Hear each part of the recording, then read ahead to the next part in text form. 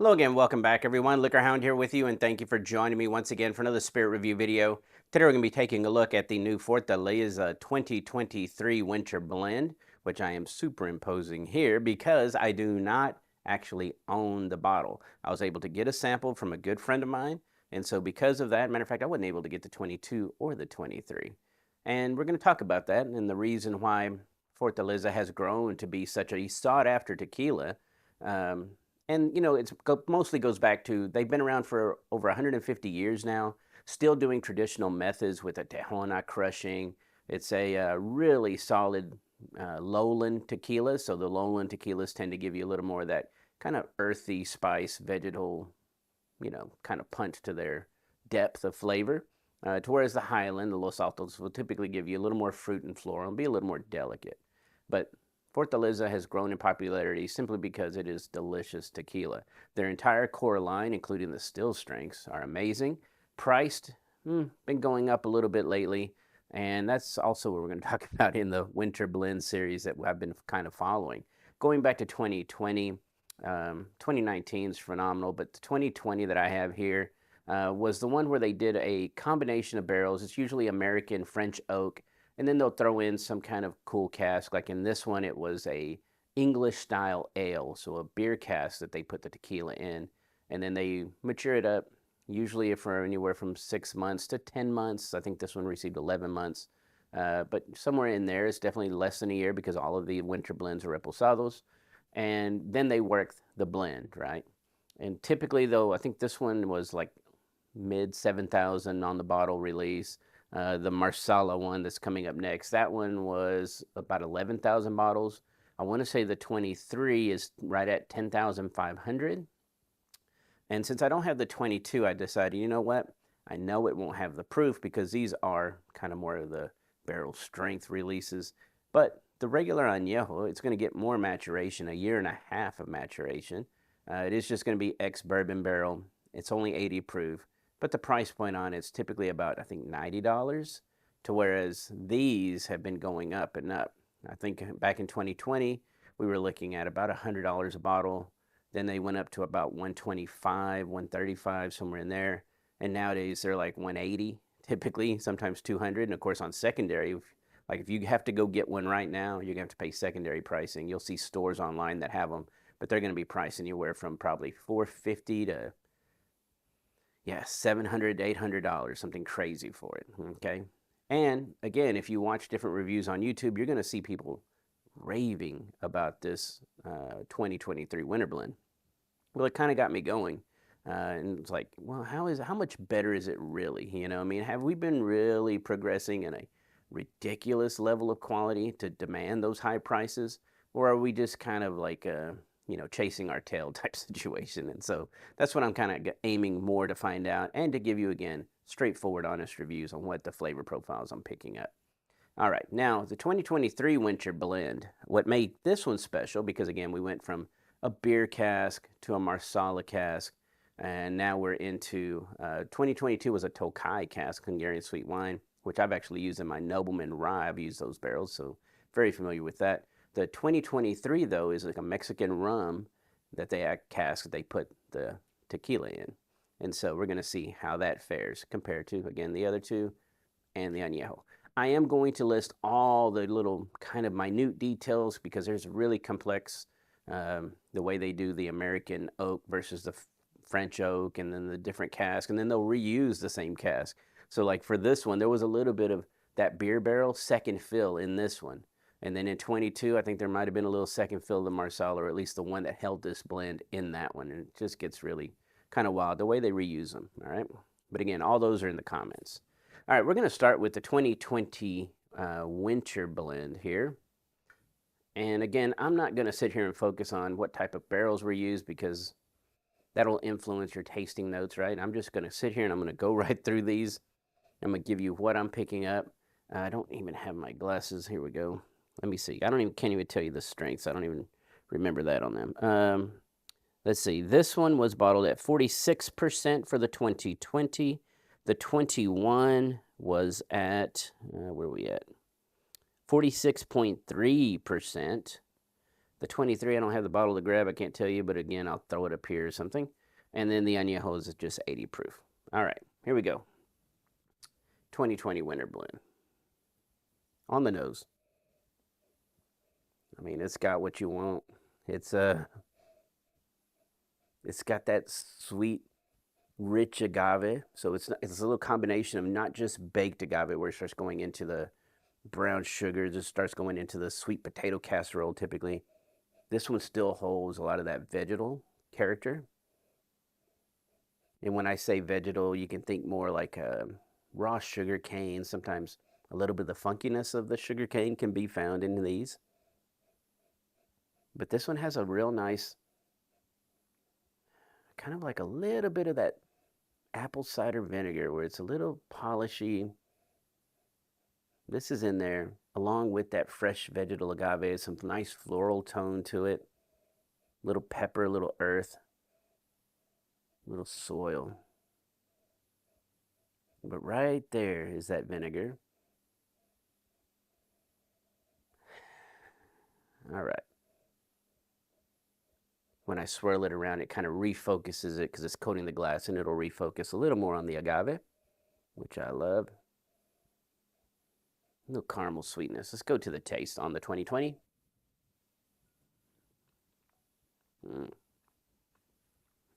Medium high viscosity. Of course, all these are done with Tahona crushed piñas, so you're going to extract not the absolute most volume as you could with a roller mill, but you're going to get really rich, earthy components, a lot of flavor coming through. And this one, love that sour tone to the agave. There's definitely some citrus in here. You get a little bit of the lime, maybe a little touch of orange with that lime, but mostly lime zest. Fresh agave, a little bit of a, it's almost pine freshness in here.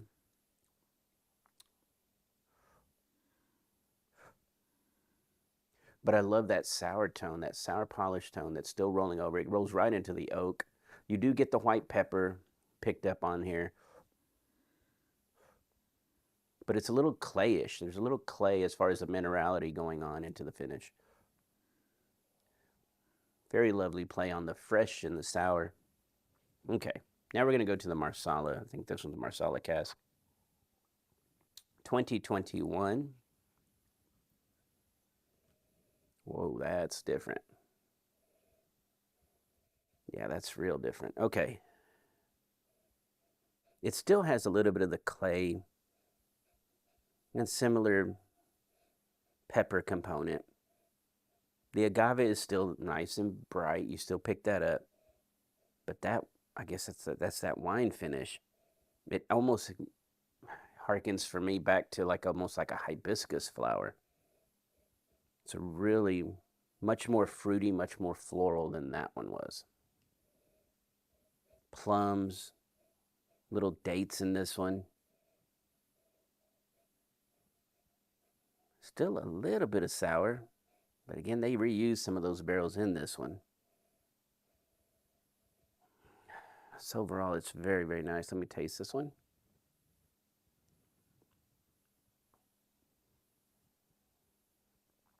Wow. Yeah.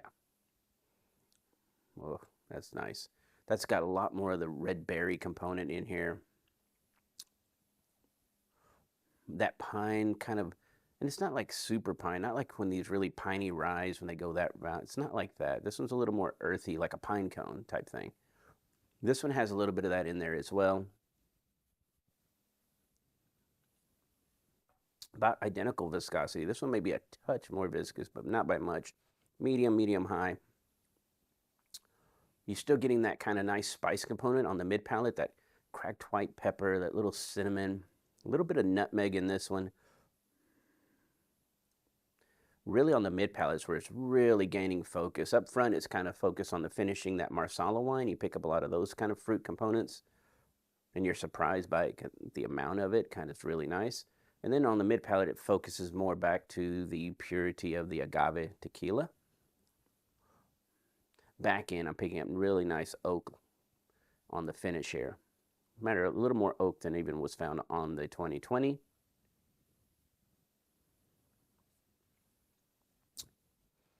But those plums, those dates, there's a little bit of cherry in there as well, probably from the American oak.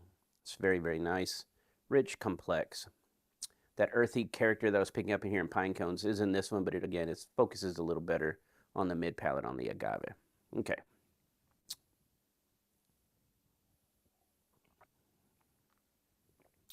Now we're going to the 2023 Winter Blend. Okay. It's more earthy than the previous two.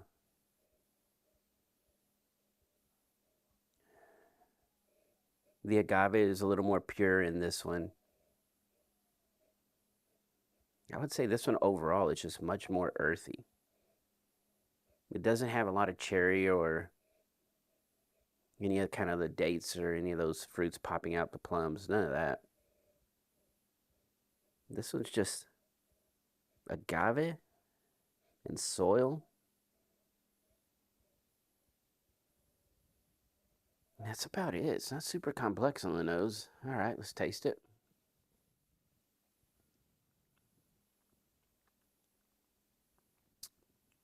Medium high viscosity. Now the flavor, you pick up more than the palate, than the nose. You can actually taste the rum cask.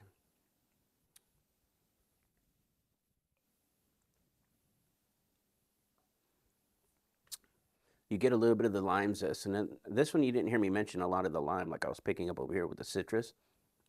This one you don't focus on that. This one focuses more on the fruit, the berries. 2020 goes right back to focusing on that lime zest. Much more of that clay and mineral driven aspect to the 23. Almost a little bit of a newer leather in here as well. Pepper seems cleaner, like a little, it's white pepper, but not nearly as heavy. The agave is still really nice, really well represented. This is not covered up by the rum in any way.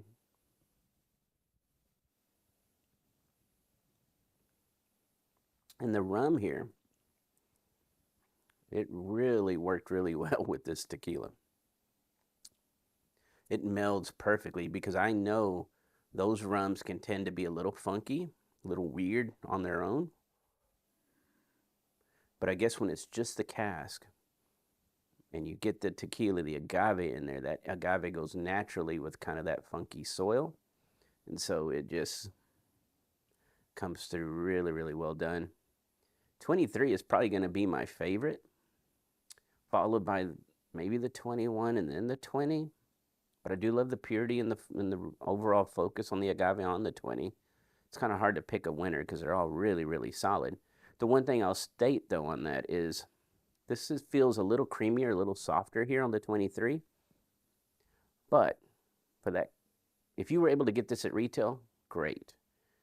Do that. But to pay secondary pricing at $400, no, don't do that. There's so many great tequilas out there, still strength blancos that I really, really love, that you could get 4 bottles of easily with tax for the price of that one on secondary. And I'd rather drink those, to be honest. At least 4 of those. Okay, now we're going right back to since I didn't have the 22 Tokai finished winter blend, we're just going to go to the Añejo and we'll see how does this fare, because again, we're going from 10, 11 months of maturation to a year and a half. And we're leaving out the French oak, we're leaving out the fancy finishing casks, and we're not at 46% or 46.3, we are at 40. But where does it fit in here? Oh, it's so good. Okay. Again, with that vegetal, earthy tone, is just the dominant note on pretty much the core line, the whole line. I will say this is really nice, though, because this one not only has that fresh agave and it goes into the floral real easy, almost like little white daisies in here. Oh, no, it's the chrysanthemums. That's what it is. At least that's what it noses like, but not up close. It's like a distance. You get a little whiff of them.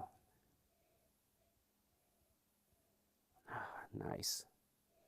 Baking spices seem, nothing's popping out. This is just good Añejo tequila. The oak's not even really dominating the nose or anything like that. Okay, here we go on the taste.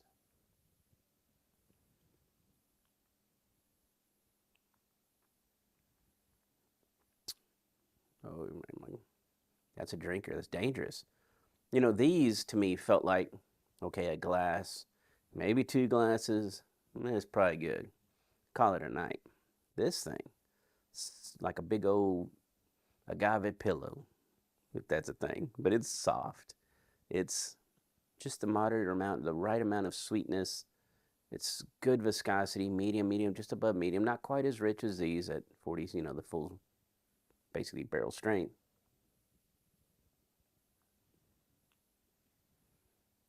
But man, it's got it nice, fresh. Even at a year and a half of maturation, it hasn't lost the freshness of the vegetal, the sweetness of the pure, you know, blanco agave. You still get all that. The baking spices really toned down here. The white pepper's not popping out or anything. This is just in balance with the sweet agave. That little bit of that pine kind of element, whisper of pine is in here. That lime zest in with a little bit of lemon as well here. But that earthy tone is what I love about the entire line. Because again, it's kind of like you get a little bit of that red dirt and you smell it. Or if you're, you know, at home and you get that fresh rain, you get that little ozone, that kind of element is in this. Wow. Now, question is, at $100,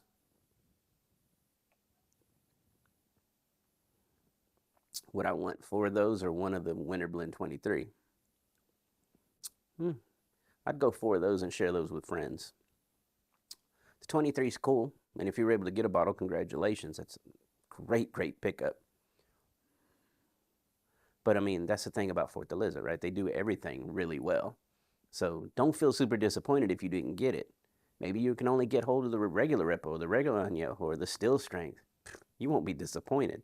Beautiful line, beautiful agaves from a traditional, well handcrafted, you know, tequila. But as always, thank you, each and every one of you, for joining me here. If you can, please consider joining me over at patreon.com/LiquorHound. That's how I'm able to self-fund all these bottles that I review for you. That makes sure that you're getting straightforward, honest reviews, no bias, no, you know, beholden to corporations or distilleries. And so I hope you can, you know, appreciate that in my channel and join us over there if you can. But if not, I greatly appreciate each and every one of my viewers. Keep leaving all those great comments, and I'll get back to them just as soon as I can.